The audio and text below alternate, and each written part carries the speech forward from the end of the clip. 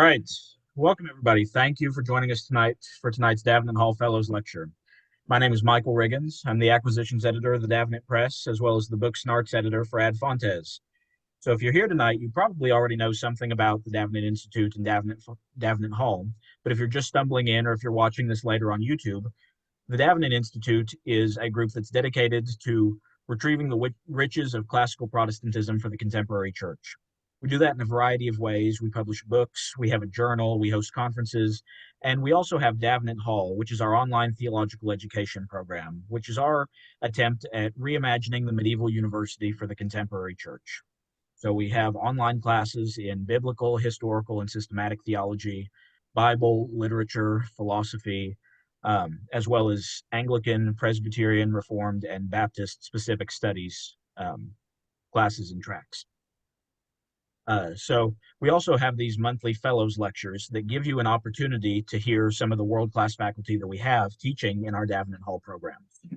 So tonight, our lecture is a little different in the sense that we have a lecture and then we have an official respondent. So tonight is a Davenant double feature, if you will. So allow me to introduce both of our speakers. Our lecturer tonight is Professor Ryan Hurd. Ryan Hurd is a systematic theologian whose area of expertise is the doctrine of God, specifically the Trinity. His primary training is in the high medieval, and early modern scholastics, as well as the 20th century ressourcement movement. He has written a number of articles and regularly does translations of early modern theology sources, but his primary project is writing a systematics of the Trinity. He is a teaching fellow at Davenant Hall. Our respondent is Dr. David Haines. So David Haines is an assistant professor of philosophy and theology at Bethlehem College and Seminary in Minneapolis, Minnesota. So with that, I'm going to turn it over to Ryan, and then Professor Haines is going to offer a response, and then we're going to take questions. So please submit your questions down below in the Q&A feature. So with that being said, please, Professor Hurd, take it away. Thanks, Michael, and thanks to David Haines for filling in last minute for Colin Redimer, who wasn't able to make it. I'm really looking forward to David's comments. We go way back. And thanks for those who are attending and will listen later. In this lecture, I want to give some help to students who've read Thomas, especially in theology, for quite some time. And we're going to cover some extremely important but basic and global things which often aren't known or somehow are difficult to learn for lower intermediate students, for lack of better description. That's the target audience I have in mind. And there's a lot here which could be covered, but we're going to focus on what is the sed contra in Thomas's theological questions, and use this to explain first, generally, a number of basic operating procedures in Thomas's theology, that is to say, how it actually works. And second, particularly, how the four parts of his quaestio, or question, interact as Thomas determines theological questions. These matters we're going to cover are both global and, although somewhat technical and pedantic, we're really going to be covering how the sausage is actually made here. Nonetheless, understanding them clearly is extremely helpful in actually reading Thomas and knowing what he's doing throughout. Everyone knows the basic parts of the medieval quaestio form. There are four of them: objections, sed contra, respondeo, and then resolutions to objections. This form has many concrete or particular modes, one might say inflections, throughout the medieval period. We want to consider what we can call its ideal or universal form, particularly as abstracted from Thomas's Summa. Of particular concern, is noted, is how for Thomas these four parts regard the question itself and also interplay together, but we're going to be focusing, especially for sake of time, on the sed contra. To begin, we need to understand three preliminaries involving the question, the reasons, and the magisterial task. And again, these are somewhat technical points, but extremely fundamental to know in order to come to grips with Thomas's theology. Three preliminaries then. The first preliminary involves the question. Every question involves two parts of contradiction, but has one determination. This is the most important thing you need to know. Boethius says every question has two parts, one of affirmation and the other of negation, but either the affirmative or negative of this certain contradiction is true. To use Boethius' example, someone can ask whether the sky is round. One can respond either this, that it is, or this, that it's not, but one judgment is true and the other is false. Discovery or inventio of the truth or true part of this contradiction is called determining the question. And reasons of either part variously move or incline intellect to either part until sufficient reason of a certain part is found, discovery, whereupon intellect is determined to one, as medievals speak, being determined to one of two parts, either composition or division, of any certain contradiction as true. For example, someone can ask whether Socrates is a man, and we can give reasons of the affirmative, such as because Plato says that he is, because Socrates is a featherless biped, and so on. And these reasons would incline us to positive part. But finally, we have a sufficient reason that's found, namely because Socrates has human nature, and thereupon our intellect is determined to one, here to the positive part, where we say Socrates indeed is a man. We have then two parts of every contradiction. Thomas is est or non-est, yes or no. Initially, the beginning questioner stands neutral to either part of contradiction, hanging in the balance. Thomas says he stands equally to the different parts of the one contradiction. The questioner is then fed reasons motivating or inclining to either part, either composition or division. Being somewhat inclined because of some reason to either part is called medieval suspiciio or suspicion. Broadly speaking, being somewhat more inclined is called opinio, opinion. Being disinclined to the true part because of some motive to the false is called dubium or doubt. And being determined, particularly through demonstrative reason, to the true part is called having scientia or scientific knowledge, and includes scientific certainty about the truth in one's judgment. Medievals will argue about whether the reason of this determination was sufficient, making, again, only opinion, if it's insufficient, or making science if it is. And medievals will consider many other aspects of the question and the psychology, so to speak, of the questioner. But most important here is merely the fact that every question involves two parts of contradiction, but has one determination. For the questioner, either that Socrates is a man or that he is not can be in the state of the question, but in actual fact, either the composition or the division is in fact true, corresponding to whether the predicate of man is either in or is not in the subject Socrates. Quote, because every question is divided into affirmation and negation, if the predicate is in the subject, from this affirmation is made true, whereas if it is not in, negation is made true, end quote. This is from Boethius. A second preliminary involves reasons. It concerns the means of determining the question, or the motives variously inclining to either part of its contradiction, and hopefully determining intellect to one as true. These means or motives, i.e. motive causes, are called by Thomas reasons, rationes, and as motives inclining to either part, reasons here are not merely intellectual, but can also be volitional. This is because will can and does, and in some cases must, make intellect to judge when it, i.e. the will, is moved to do so.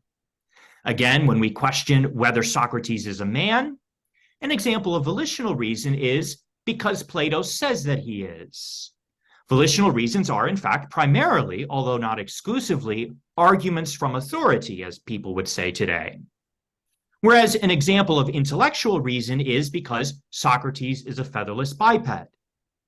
Most important for Thomas, and also for us, is a certain kind of intellectual reason which can be called demonstrative, scientific, formal. It goes by many names. For example, Socrates is man because he's rational animal. As is obvious, reasons motivate me to hold either part as true, yes or no. For example, reasons for the negative would motivate me to say that Socrates is not a man. We would call these reasons objections, and these again can be either intellectual or volitional. Perhaps for some reason I feel some weight and now have suspicion for negative part. Perhaps I feel even much weight, opinion. Perhaps I'm vacillating between the negative and positive parts. This is the state of doubt. But then Plato emerges and his word moves my will to incline my intellect towards the positive. Plato even gives intellectual reason that Socrates is a featherless biped. And now, through this probative reason, I have opinion that Socrates, in fact, is a man. Aristotle, though, finally arrives and gives me the intellectual and notably the demonstrative reason that Socrates is a rational animal. Now my intellect is determined to one, i.e., the affirmative is true, so determined that I now have scientific knowledge and also scientific certainty about the truth in my composition. I can now resolve others' doubts as they vacillate between parts. I can handle others' objections for the negative, and so on. A third and final preliminary involves the magisterial task. Every master, when he handles some question and wants to determine it, has a twofold goal. Thomas flags this twofold goal perhaps most clearly in Quadlibital 4, question 9, article 3. One goal indeed is determining the question, i.e., finding the true part of contradiction or giving another student learner the same. He either figures it out if the master is still learning and in ordo inveniendi, order of discovery, or he guides his student to know this certain truth if the master is now teaching. Is this affirmative that Socrates is a man true, or is the negative that he is not man true? The first goal is merely determining the question. Another goal, however, is giving some reason of the truth, particularly some intellectual reason. Socrates indeed is a man, but what is the reason of this? When we intend the first goal, the master merely inclines his students through whatsoever means to know this part as true. But now when he intends the second intention, the second final cause, he's not working so that his students capitulate before some brute force. Needless to say, they already have capitulated in the first task. Rather, he's moving so that their intellect has insight into the root of truth, Thomas says. Perhaps the master begins with probative reasons, such as the fact that Socrates is a featherless biped. Perhaps he continues with demonstrative, that Socrates is a rational animal. More and more, the student acquires science about this truth and its certainty thereof. And considering these various intellectual reasons is where medievals argue whether the reason of a certain determination is sufficient or insufficient. Many masters in the medieval era will agree about which part is actually true, but they'll do so because of various reasons. Indeed, entire differences between theologians, such as the differences between Thomas and Bonaventura, never involve differences about what part is true, but rather they involve what reasons are thereof, or better, what reasons are better for judging. These are the global and systematic reasons for the differences between the systems of Thomas and Bonaventura. They never disagree about true and false. It's only about explanation thereof. One of Thomas's life goals was not merely determining questions, but so determining them that we acquire scientia, science, i.e., determining intellect through demonstrative reason to one part, i.e., the true. These three preliminaries in mind, we see that the four parts of Thomas's universal quaestio form bear on the two parts of contradiction as well as interplay together as follows. First of all, Objections give reasons that incline the intellect to the false part of whatever certain contradiction is in play. For example, the division or negative judgment that Socrates is not a man. Usually these reasons are intellectual, although sometimes volitional, and they also parallel or just are dubia or doubts. Indeed, because objections are given by the master himself rather than actual opponents, they are doubts in the student and give reasons of doubting the truth in the part of the contradiction which is held by the master. Secondly, sed contras. Sed contra gives some reason, inclining intellect now to the true part of the same contradiction. Here, the composition that Socrates indeed is a man. Usually these reasons are volitional, i.e. proceeding through authority, though often, as we'll see later, they also involve some intellectual reason. For example, Socrates, because Aristotle says that he has human nature, is a man. At the least, a sed contra reason must give an opinion, although not infrequently, particularly using supernatural authorities, it gives certainty, namely the certainty proper to faith, absolutely determining the question. Third, respondeo. Respondeo gives some reason, again inclining intellect to the true part. This reason almost always is intellectual, but for Thomas, it's usually scientific or formal as much as can be. As we'll see, when sed contra reason merely makes opinion, then the respondeo reason must give a more sufficient or adequate reason, whether it's some intellectual or some more formal reason. For example, when the sed contra is that Socrates indeed is a man because Plato says that he is, then the respondeo would be that Socrates is a man because he's featherless biped. Whereas when it even makes certainty of faith, such as when Aristotle says, because we always have to believe Aristotle, then the respondeo must give the formal or scientific reason, giving understanding, in the case of natural truths, such as Socrates is a man because he's a rational animal, or some understanding in the case of supernatural truths like those involved in the Holy Trinity. Resolutions number 4. Resolutions, now that the true and false parts of the same contradiction have been determined, handle the reasons in the objections that were inclining an individual to the false part and the doubts which were disinclining one from the true.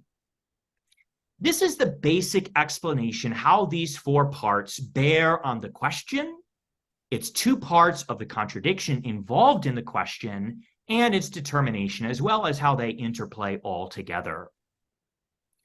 These 3 preliminaries in mind, and giving you just a gesture on each part of the quaestio form, the 4 parts, let's turn more specifically to examine the sed contra. Medieval sed contras give reasons for one part of that contradiction involving the current question.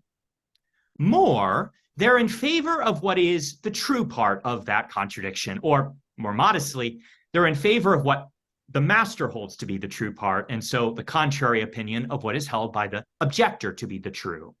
Hence, sed contra, on the contrary, or in favor of the contrary opinion. Recall, importantly, that opinions are only contrary when either opinion holds either part of the very same contradiction. This is always very important. Socrates is and is not a man. When one opinion is for either of those, then we actually have a contrary opinion situation, no other time.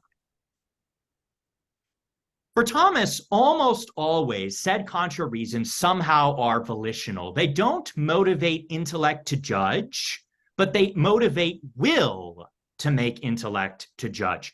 Particularly, these reasons are taken from authorities, whether natural, because Aristotle says it, or supernatural, because Christ says it. Authorities in the medieval mind are not texts, much less proof text. It's better to think of them as persons, or at least intellects of persons inclined to various judgments and holding them as true because of various intellectual reasons. As such, authoritative persons are actually authoritative only to the person who has the posture of faith, whether we're talking about natural faith, just belief, or supernatural, as Thomas continually says. We can use only those authorities, quote, which those with whom we are disputing this question actually receive. For example, Jews, authorities of Old Testament, Manichees, authorities of New Testament, and so on. This induces Thomas to stack authorities in notable ways according to how they're acceptable. His weightiest in the natural order is Aristotle, and in the supernatural order is Christ.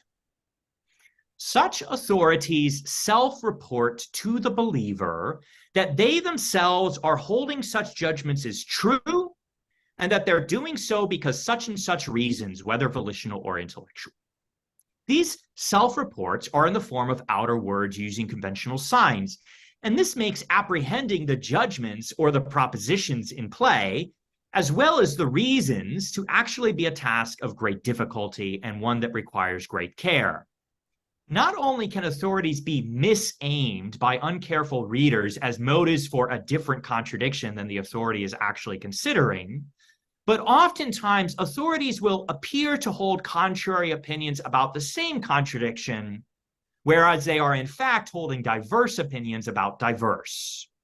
For example, Abelard's sic et non takes advantage of this, as does as well, most famously, the Lombard in his Sententiae, which is ably translated as important opinions. Especially these Lombardian authorities form much of the deposit whence Thomas makes his said contras, and he uses them liberally but differently throughout his works. For sake of time, though, what is the purpose within the ST? Well, in the ST, in the Summa, Thomas will use authorities for a certain particular end, and that end is this: volitional reason, through authority, so determines intellect to one part that it gives intellect stability and fortitude to inquire about its proper object and, if possible, motives properly its object, chiefly Aristotle's quod est, which would incline it to judge and hold the same part of contradiction, but now to do so because of its own demonstrative reason. In short, volitional reasons bind one to the truth so that from this place of strength and solidity, you can find the intellectual reasons of the same truth. This is how Thomas works. And this brings us to our first point of 3 about Thomas's said contra. First of all, volitional reason or authoritative reason, these are virtually the same in Thomas. Volitional reason is good. Here we're considering volitional reason without some intellectual reason enclosed. We're speaking of merely proceeding through authority. Socrates is man merely because Aristotle says that he is. This is in contrast to our second point below, where we have a volitional reason with some intellectual reason enclosed, such as Socrates is man because Plato says that he's a featherless biped. You hear there's a reason of authority and then an intellectual reason contained in the authority. For Thomas, these volitional reasons without any intellectual reason enclosed are good. Authorities, Thomas says, quoting from the Lombard, are so many keys to unlock the vaults of truth. Once these vaults are unlocked with such keys, one can then, from within the riches of truth and without the heavy labors required to earn it, one can then spend the effort to search for the intellectual keys to these very same vaults. Volitional reason binds one to some truth so that from this place of strength and solidity, you can find intellectual reasons for the same. Volitional reason, again, determine you to the true part. You are now no longer suffering doubts. You're no longer vacillating between yes and no, is and is not. You're no longer being weighted down to the false part of contradiction through objections. And for that reason, you can now seek the various roots of truths and do so freely and confidently, in contrast to the person who still is darkened by doubt or is clouded by objections because he has not yet been determined to one. Authorities, in short, are very precious things and give the humble believer a leg up precisely on intellectual inquiry. This is why Thomas spends his career and writes great works using authorities to determine us to truth, and then thereupon to guide us to intellectual reasons thereof, chiefly, again, scientific or demonstrative reasons. And indeed, going on from mere authoritative to actual intellectual reasons is important to do. Thomas, in Quadlibital 4Q9A3, warns that if the master makes his student hold truth merely because authority and doesn't go on and give the student the intellectual root, then he sends his student away empty.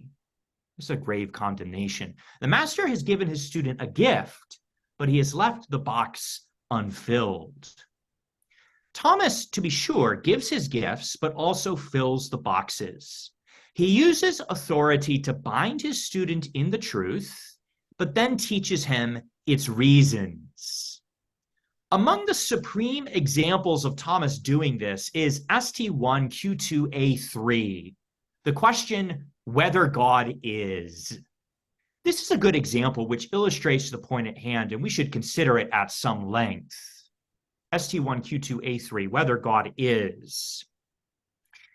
Giving intellectual reason of, or more particularly, demonstrating this proposition that God is very hard to do. Indeed, even the question whether it can be demonstrated is hard, something which Thomas handled in immediately prior articles and more extensively elsewhere, for example, SCG1, chapters 10 through 12. He's proved that it can be demonstrated, and here in the Summa is now turning to give us demonstrative reasons for the affirmative part of this certain contradiction. What is this certain contradiction? Well, it involves composition and division of the predicate being or existence to and from God as subject. That God does and does not have being is the certain contradiction in play. And as is customary, Thomas has just given a bunch of objections wherein we find reasons inclining us to the negative part, namely, God does not have being, or otherwise said, God doesn't exist. Thomas, shocker, holds the positive part of this certain contradiction. And he intends that we apprehend intellectual reasons for the positive part, not merely probative ones, but scientific or demonstrative. Whereupon, when we apprehend that God is through these reasons, we have scientia, scientific knowledge of this conclusion, and scientific certainty about the truth of such affirmation. We are rock solid, strong as we can be intellectually about the truth of God's existence. But once again, apprehending not merely intellectual, but even demonstrative reason is very hard. More, it's harder still when you're plagued by objectors pulling to the negative and also assailed with doubts that befog our minds. This is why Thomas in ST1Q2A3 gives us not merely one kind of reason to make us judge the affirmative, but actually two. Yes, we have one that's intellectual, particularly the demonstrative and the respondeo, quote, I respond that it is to be said that this that God is can be proved through 5 ways. The 5 ways are 5 different demonstrative reasons for affirmative part. But another reason, and in fact prior, is a volitional, particularly authoritative in the said contra. Quote, in favor of the positive part of contradiction is what is said in Exodus 3, from the person of God, I am who I am. Because Thomas begins with reason through authority, his famous 5 ways or 5 demonstrative reasons of this proposition that God is now can be apprehended from a place of strength, already having determined the question. We first believe that God is, we hold this as true, and then second, we seek understanding or reason thereof. Why does God exist? Or what reason is that God exists? Or what reason makes this that God is to be? Thomas's said contra gives volitional reason or cause of the existence of God. God exists because God says that he is. Or better, God, because this that God says that he is. This phrasing is exact and merits careful consideration. God, because this that God says that he is. The cause that God says that he is motivates our intellect to judge only because and insofar as it motivates our will to make our intellect to judge. In this sense, our intellect now is not considering any evidence. It's not being given reason to believe, as people might say today.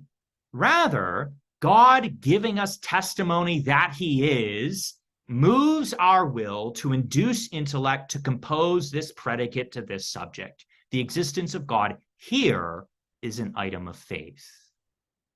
Nonetheless, although we're not composing being to God because some intellectual motive, nor in this case can we subsequently sweep in an intellectual reason enclosed in this authority, nonetheless, proceeding through this authority isn't mindless, so to say. Intellect never is inert, even when it's being submissive to the calling of the will to judge. Still, we must make an argument. Still, we need to know the sense in the letter of Exodus 3. There's lots of difficult questions involved in reading this text. There could be lots of different ways of taking the proposition.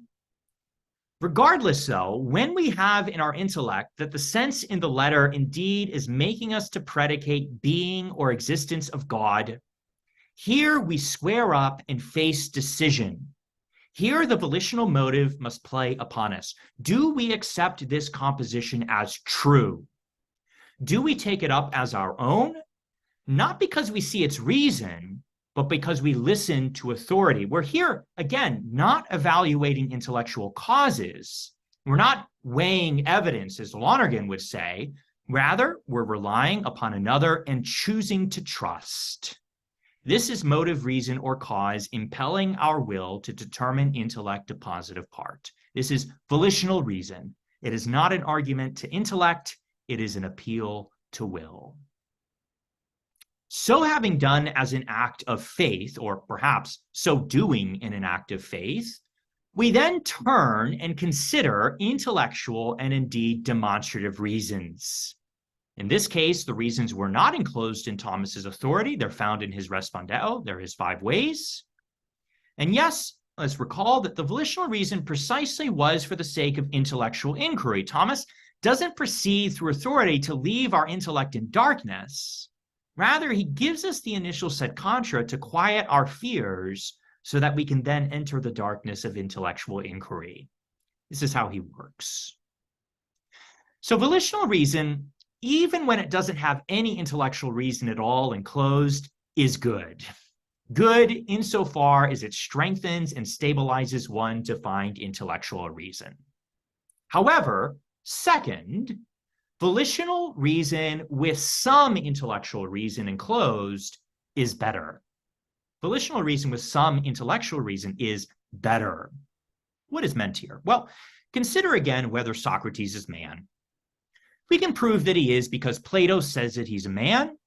This is a volitional reason without some intellectual reason enclosed. But we can better prove this because Plato says that Socrates is a man because he's a featherless biped. This is a volitional reason with some intellectual reason as well. And this kind of volitional reason is, by and large, most authorities. Again, when you consider the Lombard Sententiae, these authorities don't merely command us to rely upon their authority, but they also, so to speak, convince us through the reasons belonging to their intellect. How do these kinds of volitional reasons work? We need to consider this very carefully, as much confusion is had about it. And medievals such as Thomas had very precise intentions in mind when they used such authorities. These volitional reasons first motivate our will to make intellect to judge. Whereupon, while intellect remains still pinned to the true part of contradiction through the will moved by its motive, intellect second can revert and sweep in the intellectual reason enclosed. That intellectual reason enclosed, notably, was the actual motive for the authority's own intellect. And its subsequent acceptation by the student's intellect is the way how the student participates the master. The master, moved because of some intellectual reason to judge, is participated by the student when he accepts first the master himself and then the master's own reason. Plato says that Socrates, because he is a featherless biped, is a man. The student accepts the authority of Plato and so says that Socrates, because Plato says, is a man, but he then takes the reason of Plato and therefore says that Socrates, because he's a featherless biped, in fact is a man. This is how we learn. Once again, this is by and large most authorities, and many examples can be found. Let's use another one for illustration and consider carefully ST1Q3A1, whether God is a body, where Thomas, in his said contra, uses this kind of volitional reason. The certain question has two parts of contradiction. Various intellectual reasons can be mustered for the affirmative. Thomas gives various in his objections. For example, Holy Scripture says that God indeed is a body. It says he has three dimensions, that he's a shape, that he has body parts, and so on. All these reasons can and do incline many to compose the predicate to the subject and say, God's a body. The student intellect, although he has suspicion that the negative is true, perhaps doubts that the negative is true and still feels the pull of these objections in favor of positive part. But when he hears that God indeed is spirit, a composition from St. John, then the student is certain, regardless of how we resolve these objections, that the negative of this contradiction is in fact true. God does not have a body. The student is moved to this through a volitional reason. God, because John says so, is not a body. But enclosed within this volitional reason was also some intellectual. God, because he's spirit, as John says, is not a body. Let's review what happened here. Initially, our intellect was determined to the negative part through a reason motivating will to make intellect to divide. Subsequently, although still while being pinned to this truth and division, intellect can sweep in the reason motivating the intellect of his authority, John, to divide. And when we apprehend this, we too can begin dividing because of this, a reason not volitional but intellectual. In this case, the intellectual reason is the fact that God is a spirit and so doesn't have a body, just as something because it's hot, therefore is not cold. Notably, that reason is not demonstrative. And similar to above with the existence of God, Thomas in the Respondeo moves to give another reason, now scientific. As customary, he merely takes the division of the predicate from the subject and quotes it in the opening line of the Respondeo, quote, "We're to say, and to say absolutely, that God is not a body." Thomas then goes on and gives reason, not merely probative like John's reason in the said contra, but rather demonstrative. That God is spirit and therefore is not a body is a reason through contrary form. Thomas's reason, however, is the actual reason why, as laymen would say. It's the formal reason why. In the former case, truth has in fact been found, but its entire reason has not, which is why Thomas in the Respondeo will in fact give three reasons of the negative, which use or somehow involve demonstrative reasons making science about the fact that God is, therefore pulling that demonstrative certainty from the very beginning, and even the very beginning, God has spoken. Volitional reason with some intellectual reason enclosed is better than without. Indeed, Thomas says this, and everybody knows, argument merely through authority is the weakest reason to judge. Because I said so, little inclines someone to judge that it in fact is so. And this reason immediately makes us to ask from the time we're children, but why? What reason has made you say so? We experience this all the time. This reverts us, though, to Exodus 3:14 above, which we looked at a moment ago, an argument that was merely from authority. God, merely because God says that he is. This authority without any intellectual reason is quite uncommon for Thomas, who, as we noted, does try to proceed through authority in such a fashion that you can sweep in the intellectual reason motivating the authority's intellect. But Thomas begins his theology in a different fashion, not as an argument to intellect, but as an appeal to will. and an appeal to will without any intellectual satisfaction. Does he build his entire edifice upon the weakest foundation? What would possess him to proceed in this fashion? How is Exodus 3:14, in other words, as an authority for Thomas, desirable? It's desirable because Thomas, as he makes explicit, is giving a reason from God himself. It is because the truth in the composition that God is, quote, ex persona Dei, from the very person of God. Not merely somebody, even John, but God himself says that God is. God, who never lies, is our best witness, and therefore his testimony is maximally credible. For this reason, this kind of explanation for the truth is not the weakest, but in a certain way, the strongest. Thomas will say, quote, although a passage from authority which is founded upon human reason is weakest, nonetheless, a reason from authority which is founded upon divine revelation is strongest, end quote. The truth in the composition that God is attested from the voice of God. And for Thomas here, who's beginning with his very first judgment in theology, we're not surprised that he uses a reason which maximally moves us and maximally moves us throughout the entirety of the theological project. This is why, in fact, we're doing from here and forward sacred doctrine for Thomas Aquinas. Moving onward now to our third and final point, very briefly, volitional reason without some intellectual reason is good, but with some enclosed is better. This is good. But now third, for Thomas, and indeed somewhat unique to him, volitional reason with demonstrative or scientific intellectual reason enclosed is best. Let's consider this.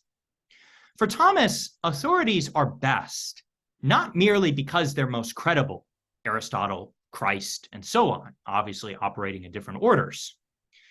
They're best also because they enclose reasons which are most demonstrative or scientific, at least as much as can be. Consider the difference between these two reasons that Socrates is man. One, because Plato says that he's a featherless biped, versus two, because Aristotle says that he's rational animal. Both are volitional and enclose some intellectual reason, but the former is merely probative, as Diogenes was rather quick to point out, whereas the latter, namely Socrates, is demonstrative. It gives the Aristotelian quod quid est, or formal cause. When we compare these authorities, Aristotle is better than Plato, not merely because Aristotle is more credible, at least to Thomas, but also because Aristotle gives the scientific reason. Similarly in theology, although its matters are much harder. Authorities for Thomas are evaluated or graded according to their scientific or demonstrative value. Thomas begins the task of evaluating authorities as he sifts through the Lombard's authorities in the Sententiae. Many of these reasons taken from the fathers were merely probative, not demonstrative.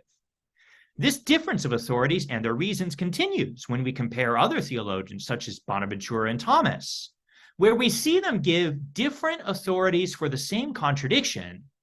For example, as an illustration, the contradiction involving the question whether God is or is not present in the world. This can serve as our third example as a comparison between Bonaventura and Thomas, and their preference to different authorities will enable us to better understand this third point at hand. The question at hand is whether God is present. Bonaventura, when he handles this, uses Psalm 139:8 as his authority. As he responds, quote, it is to be said that God in all realities is, i.e., you must hold the positive part of this contradiction. For what reason, Bonaventura? Quote, because David himself testified saying, if I ascend into heaven, there you are, etc. God, because David says that he is, indeed is in all realities. Here we have a volitional reason without any intellectual reason enclosed. Similar to Thomas's John 4:24 authority, this authority here, although brief, still adequately gives us the subject, God, the predicate, presence or existence in some reality, and the composition, are or is. Bonaventura, yes, is gesturing to the whole verse where the remaining letter expands the predicate, God not only in heaven is, but also is in hell, therefore enclosing all realities through and through. All this, again, volitional reason, but no intellectual reason enclosed. Thomas, on the other hand, intends science and therefore uses an entirely different authority. His sed contra authority reflects his desire to obtain demonstration, or the intellectual reason why, and therefore give us a certain kind of intellectual truth about the various theological truths of concern. His sed contra authority involves a volitional reason here, not merely with some, but especially the demonstrative intellectual reason enclosed. Thomas uses Isaiah 26:12 in ST1QAA1 SC, quote, "You in us have worked all of our works, Lord." More fully, quote, "In favor of the contrary opinion, wherever something operates, it there is. God operates in all according to the letter in Isaiah 26. You, O Lord, have worked all things in us. Therefore, God is in all realities." End quote. Thomas's intellectual reason that God is present in all realities is the fact that he works in all things. And therefore, he immediately begins his respondeo. God, yes, is in all realities as an agent is present in that in which it acts. This is basic Aristotle.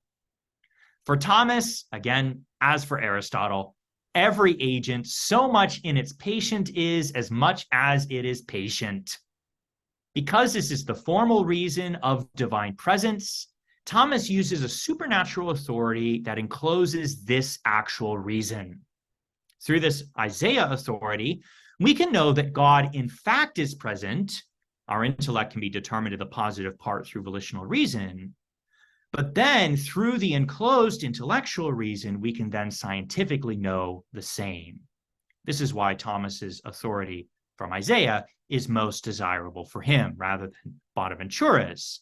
And indeed, it's most applicable because it maximally moves our will, because of supernatural authority, and also because it maximally moves our intellect, because a demonstrative reason. Thomas is double strapping us in the truth. All right, well, for sake of time, we'll stop there. We've covered the basics of sed contra. We've noted how Thomas's authorities are applicable in various ways, how they determine us the true parts of various contradictions, and some enclose various reasons, and so on. Some of the basics of how all of these interlock with the other parts of respondeo and how they bear on theological questions. I trust it's been helpful. Thanks so much, and I look forward to talking further.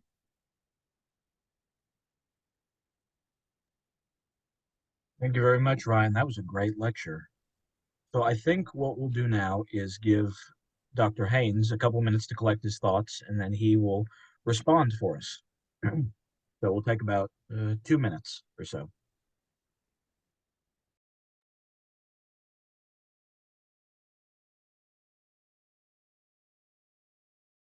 All right. Do I just take off whenever I want to, or? Sure, go right ahead if you're ready. All right. So first of all, thank you, Ryan. That was a wonderful lecture. It felt a bit too short for me. I could have gone for another hour or so. If you had been, if everyone else had been willing, that would have been wonderful. So by way of initial response, one of the first things that I note and that I find helpful here is that we find in the way that you're portraying it, we've got faith-seeking understanding coming out through the sed contra. And we can see a reference to a certain extent, especially when you're talking about the second question, Article 3, that God is, this notion that we first believe, that first line, for example, of the Apostles' Creed, which then allows us to faith-seeking understanding. We've believed it, now we have that ability to move in and start thinking about, yes, but can we know it? How do I know that God is? So I honestly want to kind of give you a couple of questions about some of the things that you've said throughout. Much of what you said was just amening here the whole time, so it was really wonderful. But I want to push you on some of the things that you presented, ask you some questions. So first of all, I'm going to start with the most recent thing. So I'll start with the end and I'll move backwards to what you started with, if that's okay. In your last point, you discussed how Bonaventure and Aquinas are both approaching that one question. It was, which question was it again? Let me see here. That God is in all realities, right? And you compared the two authorities that they use, pointing to Aquinas and saying that his authority is being used in with the purpose of giving knowledge in sort of like as part of an argument or a demonstration. At least that's what I gathered you were saying. Now, that one I found interesting in light of a previous question that you looked at, Summa Theologiae 1, question 2, article 3, that God is, where Aquinas, he only refers to Scripture. He doesn't give a demonstration, where it seems like that would have been the one place where you almost expect him in the sed contra. He'll use the authority in an argument. So your authority itself has an argument, and he doesn't do that. He simply quotes scriptures. That's it. Sed contra, here's the verse, and then he moves on. Could you just talk about that a little bit more? Why in this one question that seems so fundamental, demonstrating that God is, does he not use an authority that appeals to both reason and volition? Did you have any thoughts on that? Yeah, I think he makes his reason explicit, and I alluded to it briefly. It's the fact that this particular authority is ex persona Dei. It's from the very person of God, we might say, from the very mouth of God. Thomas is doing sacred doctrine. He's not doing philosophy here, even though the 5 ways are philosophical territory in the sense that they are demonstrative proofs that are accessible to natural reason and can be known as such. But because they are being used from the place of faith, having determined the answer to the question, namely God is, therefore, regardless of the fact that they're philosophical territory, we're still doing sacred doctrine. And Thomas wants to do sacred doctrine throughout the entirety of his theological project from the get-go. And he kind of rides the tidal wave, is how I often put it to my students. He rides the tidal wave of that initial Deus Dixit. Am I allowed to allude to part here? He does that. He only does that one other time, and that is later in ST1 Q27 A1 SC, where he has a similar kind of situation where Christ now says, Dominus Dixit, the Lord, namely Christ says, I proceeded from God. And so as we enter the supernatural terrain, Christ is his authority, and Christ is his authority resounding in our ears throughout the entirety of the theological task.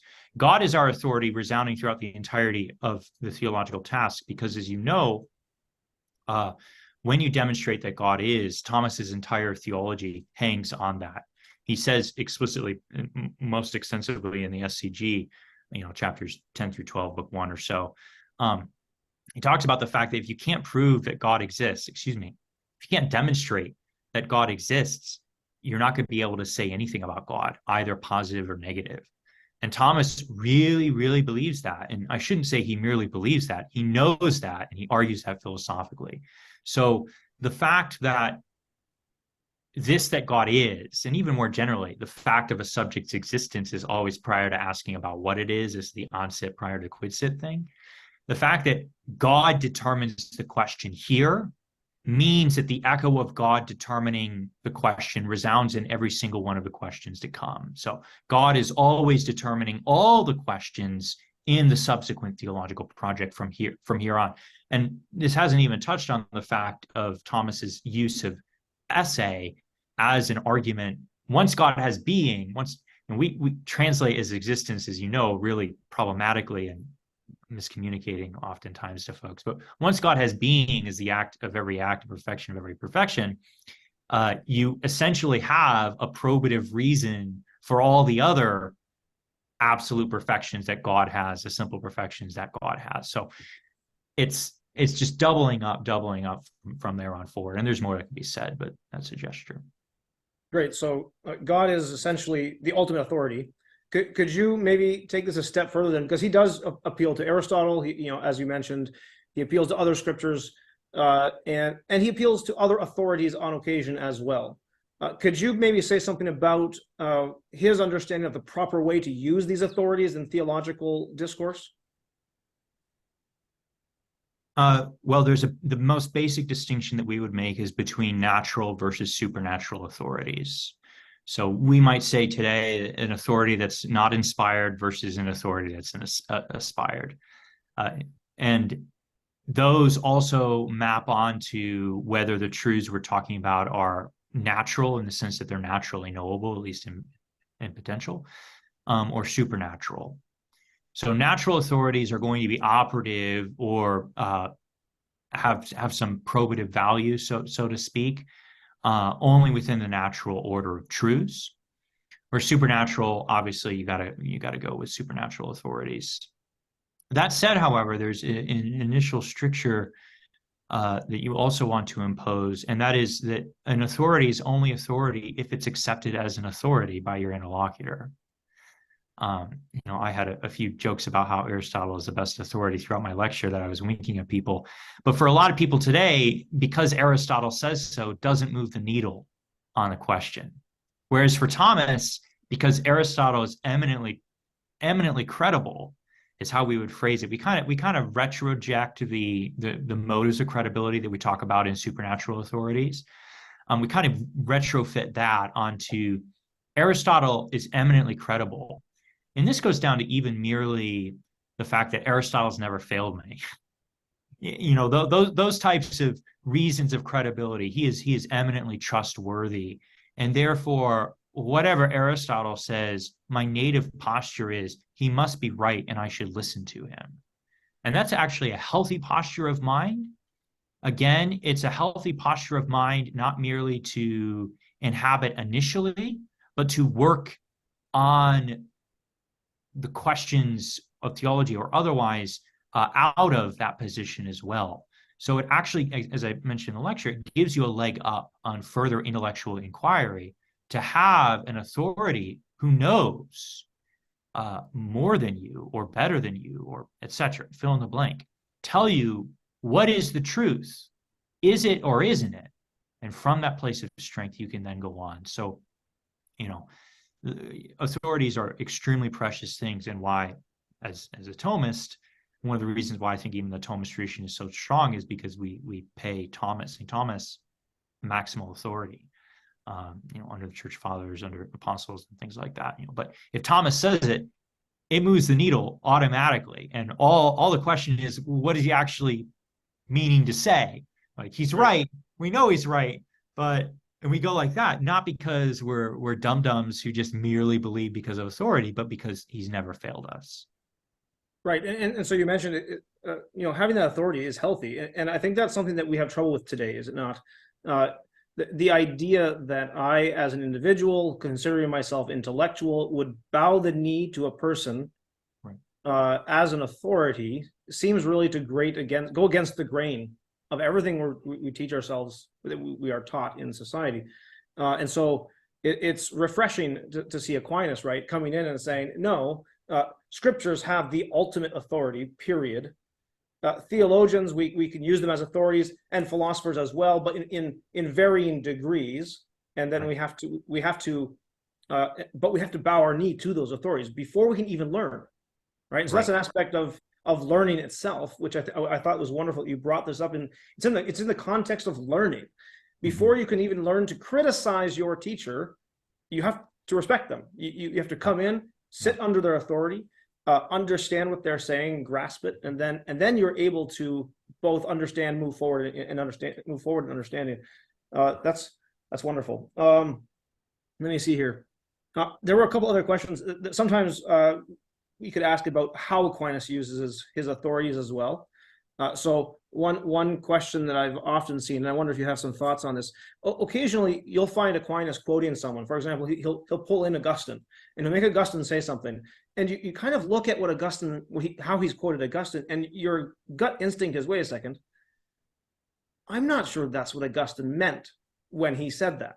So could you say something to the way that sometimes Aquinas will make an authority say something, or appear to make an authority say something? I'll say that word, appear to make the authority to say something that the authority didn't intend. I mean, I would really want to challenge someone who suspects that he's retrofitted authorities. Thomas was one of the best readers of texts who ever lived. Some of the stuff he's pulling on the Book of Causes commentary, for example, or Dionysius, the Dionysian commentary. He's working through a bad translation of a translation of faulty texts, and he's collating various translations of various things. And he's pulling things out of his hat that are just shocking, or even just his readings of Aristotle, which stand up to the actual Aristotle text that we have today, but were definitely not the Aristotle text that Thomas or any of his contemporaries had. So Thomas as a reader, shocking, truly shocking. And his commitment that all authorities are always speaking truly, even in situations of seemingly contrary opinions, and his determination to reconcile authorities. I've never found Thomas fudging. He kind of has that native instinct of a philosopher is, our teachers are our friends, but also the real piety to our teachers is to be a better friend of truth. Piety in the sense of honor and respect and submission to your teachers means that when the chips are down, if your teacher's wrong, you're not fudging it. That's what your teacher, a wise, noble sage would expect from you. So I've never seen Thomas fudge an actual authority. That said, though, there certainly are occasions where he's wrong, one might be able to find, but you also have to understand that and give it its proper due, because perhaps Thomas is wrong because he's being given a textual transmission through the Lombard, who definitely was fudging authorities and was editing authorities, and the quotations are totally different from the actual text, or they're spurious. And, Thomas is often recognizing when things are spurious, and he'll be like, this is definitely not what Augustine says because it's false. That's always my favorite one. It's like, it's false, therefore Augustine didn't say. So yeah, the acceptation of an authoritative tradition when you've got scraps of paper, flurrying around Thomas's, they say he had a bunch of little drawers. He kept all of his authorities in. He would pull them out for his theological questions. It was a very, very complex textual tradition that stood behind him. So I would really want to challenge all of those assumptions before we would get to the actual question of, is Thomas really misunderstanding Augustine here on this point and bending him away from, the actual contradiction at hand, and whichever part of contradiction, Socrates is man. There's all sorts of fudging that we can do on the predicate, on the subject, and all sorts of different kinds of modes of affirmation, modes of negation. There's tons of wiggle room. There's a lot you can do, but yeah, there's some gestures. Great, and that response that you gave there about one way of truly respecting your authorities is to even recognize when they're not quite right. Yeah. We see that in Aquinas, don't we? With him, he'll even put Aristotle or Augustine in the contrary opinions, and he'll sometimes quote them as this is what they said, or at least this is how people are reading them, and they were wrong. And this is actually how he's going to confront the Latin Averroists. He's going to confront them on two things. One, you're wrong in relation to what you're saying about on a scriptural basis, but you're also wrong because you misinterpreted Aristotle. Yeah, right. Yeah. You should have read Aristotle more. Yeah, exactly. That's great. Okay. If you don't mind, I do want to take you back. How much time do we have? Let's keep about 15 minutes for questions. So about another 8 minutes or so, 10 minutes or so. Okay, great. So if you don't mind, I want to take you back, Ryan, right back to your introduction. There were a couple of comments there that I thought it would be great to have you just kind of talk a bit more, maybe give some examples. For example, early on, you said something to the effect that oftentimes a master will, or two masters, they will agree on the conclusion. They agree on the truth, but they may disagree about how they get there. And you mentioned Thomas and Bonaventure. So I assume that you could probably give us an example of a place where they would agree on a conclusion and disagree about how they get there. could you also give us maybe an example of something today, a contemporary question where we may agree on the conclusions and entirely disagree about how we get there? Yeah, so this is actually a pretty insanely technical point. Thomas has some pretty nutty theory about how we evaluate the reason for the truth in question and what makes a reason better or worse for him is essentially insofar as it verges towards the Aristotelian quod quid est. But very rarely are you getting a kind of answer to a question, particularly a question of theology, of the form, Socrates is man because he's rational animal. Like, it took so insanely long to say rational animal, to discover, to know rational animal. I mean, that discovery of that formal cause, is a lifetime achievement. Thomas is pulling off the discovery of formal causes in his theological truths left and right. Like, he makes pretty insane advances. I mentioned the usage of the formal cause of God's presence in all realities. An incredibly difficult question. The Franciscan tradition goes all haywire on this, and then you get Scotus later, who's just very much a total fruitcake on this, which is, by the way, the position that the Reformed inherit is Scotus. It's a Franciscan. Whereas Thomas says, look, you're inputting error when you run this explanatory of Scotus, and this is why we've got, well, lots of problems today. It's always Scotus's fault. But so Thomas discovers the formal reason of God's presence in all realities. And it's, as I gave, that every agent is in its patient in as much as it is patient. This is he quotes it in various ways. The mover and moving always are simultaneous. The touch of active causality or efficient causality of the agent and the patient means that insofar as God gives the gift of being, so far and so much is he present to all things, which is why Augustine says he's most intimate to me, because being is at the very, bottom of ourselves, so to say, is the God's first gift. Okay. So Thomas believes that there are tons of intellectual reasons that you could give for God's presence in the world, but this is the only reason that you could say, well, this is the actual reason why. Similar to how you can give a ton of reasons for Socrates as a man, such as Plato's, he's a featherless biped. That's actually not Plato's reason, but nonetheless. Featherless biped, because Diogenes comes out and is like, that's not the actual reason why with his plucked chicken scenario. And that's kind of the point. Aristotle, because he's rational animal, various intellectual reasons you can give, only the rational animal is the one that you can stand back, as we say in normal English. Oh, this is the actual reason why, period, full stop. This is you've reduced all the way to the principle, which is a real principle in being, and there's nothing behind this explanatory. Okay, this is great. So that's Thomas's evaluation for every true part of every contradiction. Examples. Give me the intellectual reason that God is simple. Well, today, people argue in favor of divine simplicity through various arguments. In fact, everybody and their brother has a new argument for the divine simplicity, most of which are probably wrong, but none of them are the reason why God is simple, which is to say the reason why he's not composite.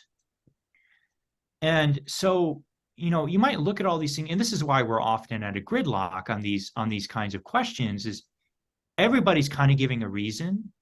And yeah, it is a reason, but it's not the actual reason. So when you're having a debate around the supper table and people are holding, they all kind of hold the same thing, but they're proposing various portions of the reason and they're arguing, the wise man sits back and either knows the actual reason or knows that the problem is that everybody senses we've not obtained a formal cause here.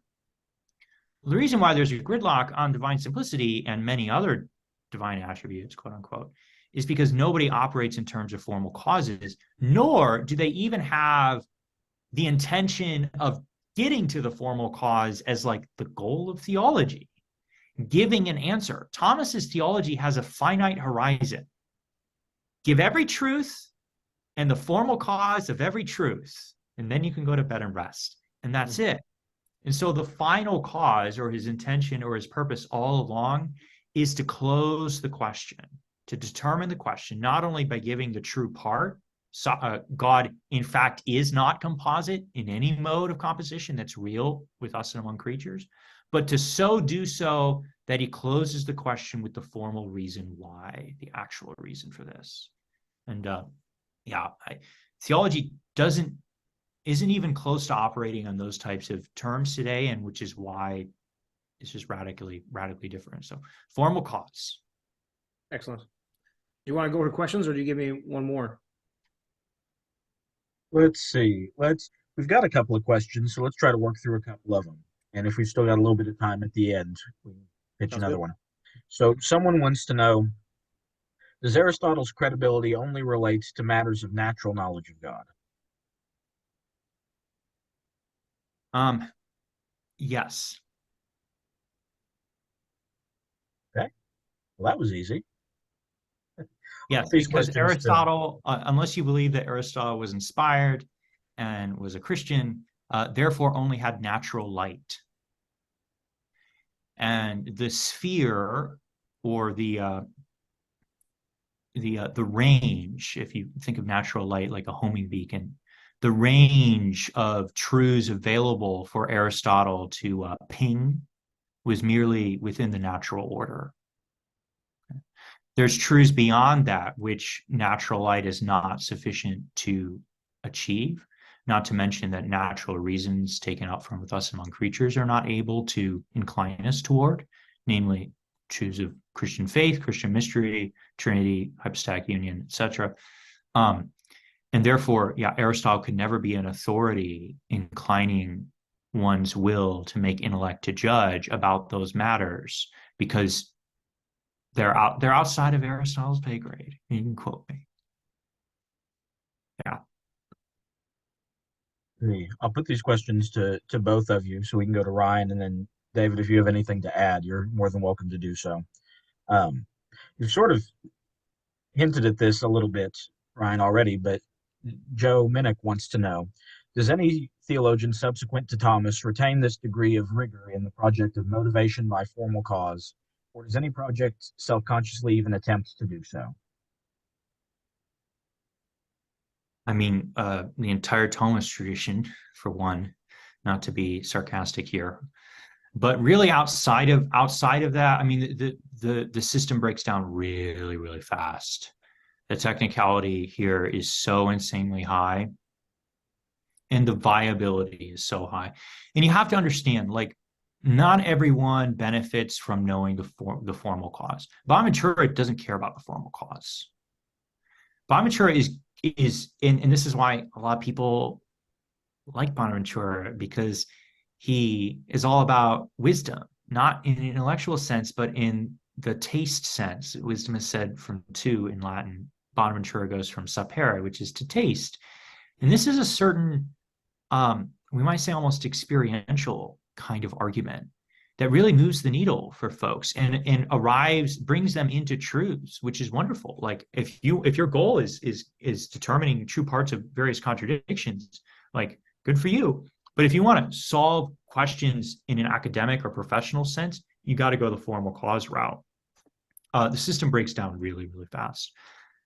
As far as I know, I don't know if David wants to speak to this, but as far as I know, I don't think that anyone in the Protestant tradition could be said to really self-consciously try for this in theology. I don't even think most like Reformed Orthodox, obviously they're still somewhat operating in terms of formal causes, but as far as theological questions, not really. They're giving lists of arguments and biblical proof texts, and they're doing very, very, very different kinds of theology, which is fine. Like, that's not a critique, it's just a different thing.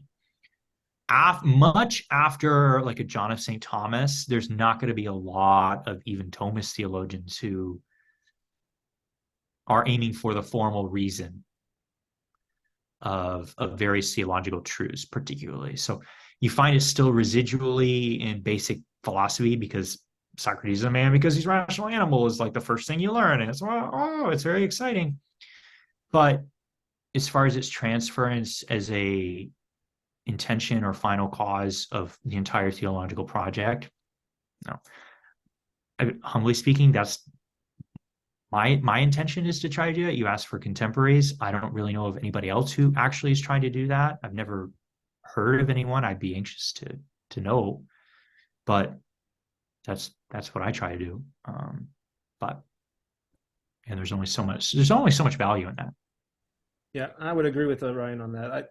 After Aquinas, you do see the Thomist school continuing to at least try to, and some of the Thomists achieve it better than others. I'm still let down by certain Thomists where you think you're going to get something great, and then you get about halfway into it, and it's like, yeah, this is not doing the same thing. Yeah. And I don't know if I would say.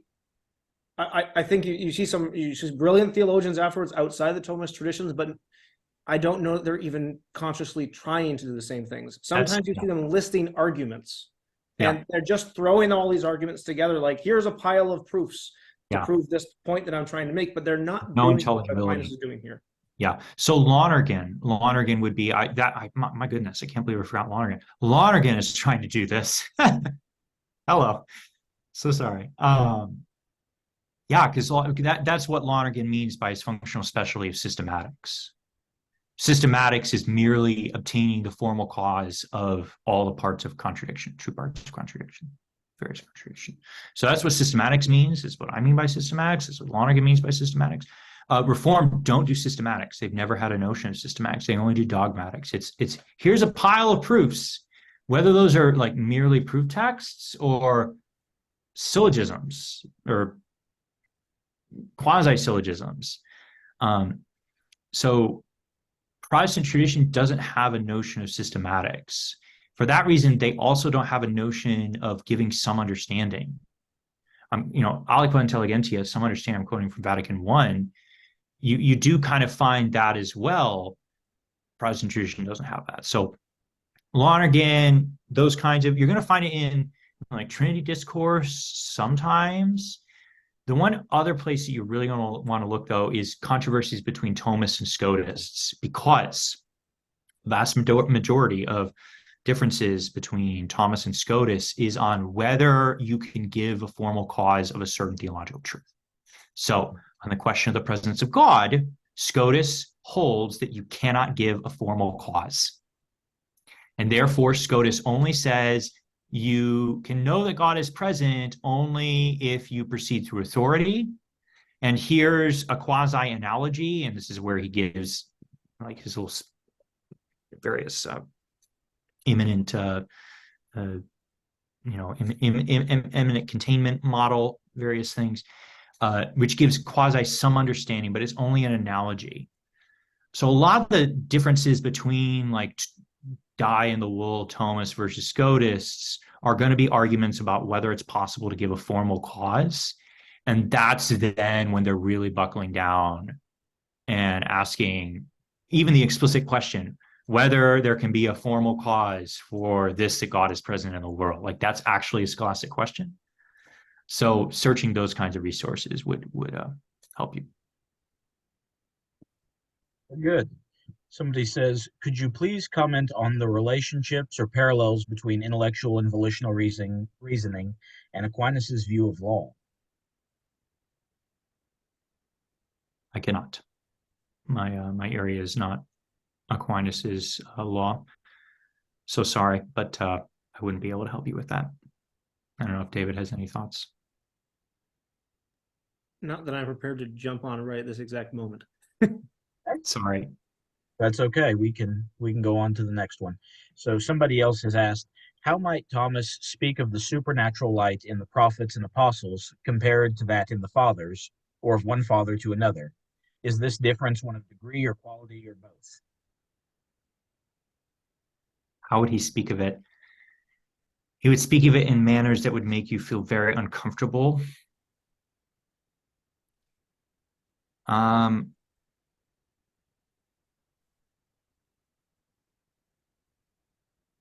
He'd speak of it.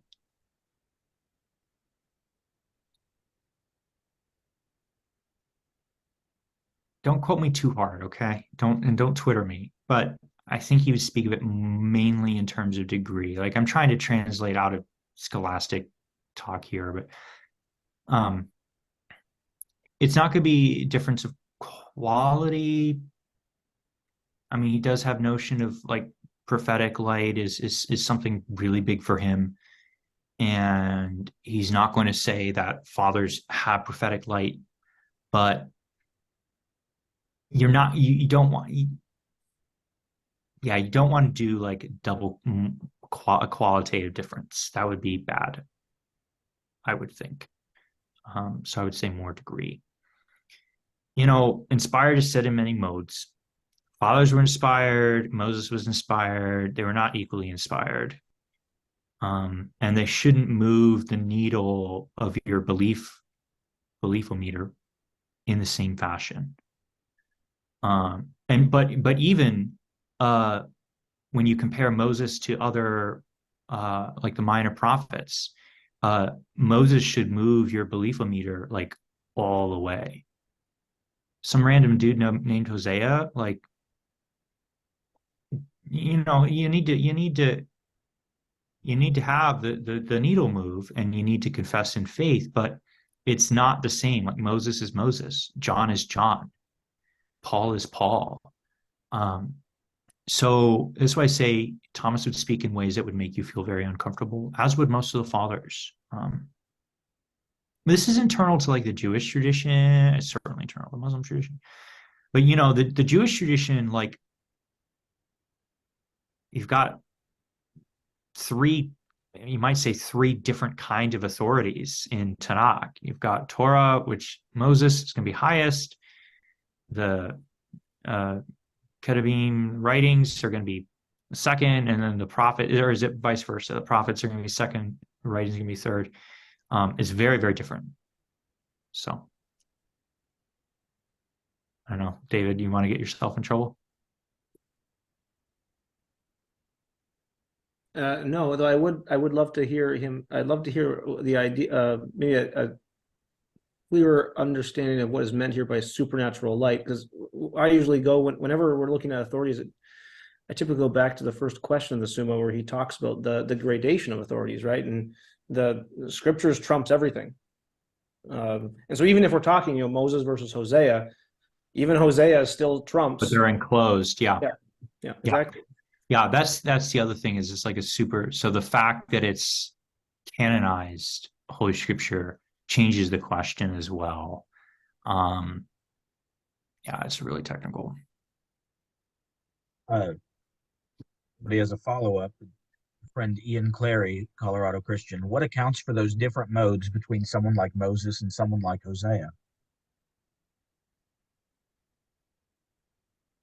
I mean, Moses didn't skip leg day.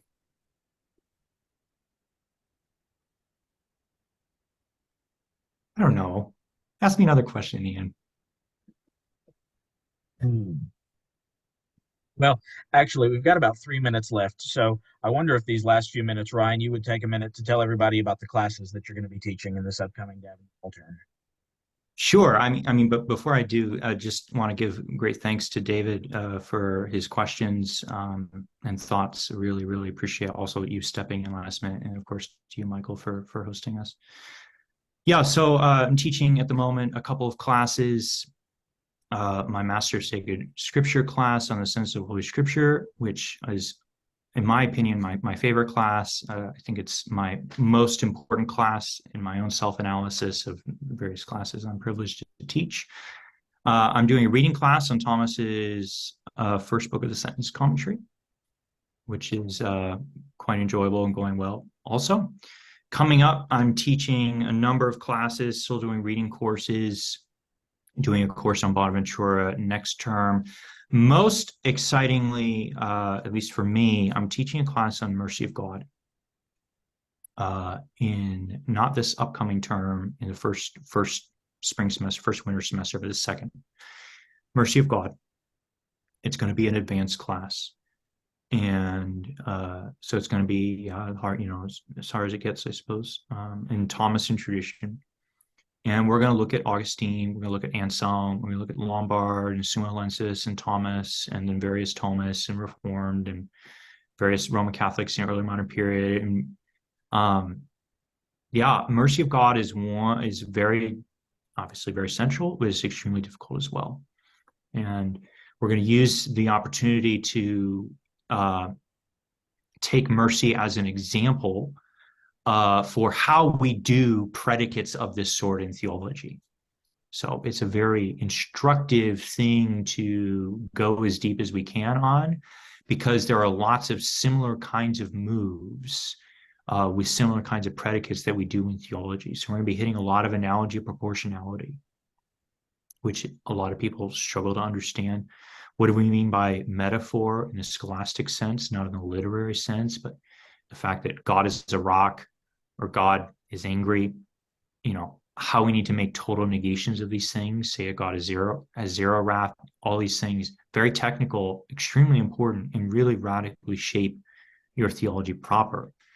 A lot of guys who come into Thomas will focus on the negative names like simplicity, infinity, and so on. They'll get all hyped up on that. Mercy and similar kinds of names is where it pays off, and where Thomas is like trying to get us as normal people wanting to speak to normal people. You never mention simplicity, you always mention mercy. And so you better be really, really, really square and have incredibly deep understanding of that. So I'm really excited to teach that class, and I hope folks take it. This has been great, talking with both of you and hearing from both of you. If you want more from Ryan Hurd, this lecture will be available on YouTube as well as Apple and Spotify podcasts. Please sign up for his classes. As you have hopefully heard tonight, they are well worth your time. If you want more of David, he is an author with Davenant Press. So he has Natural Theology, which is one of our most popular titles. He also has Natural Law, which he co-wrote with Andrew Fulford. And he also has an edited collection of essays called Without Excuse, which is essays on presuppositional apologetics. So thank you both for being here. Thank you, everybody who attended, and I hope you all have a wonderful evening.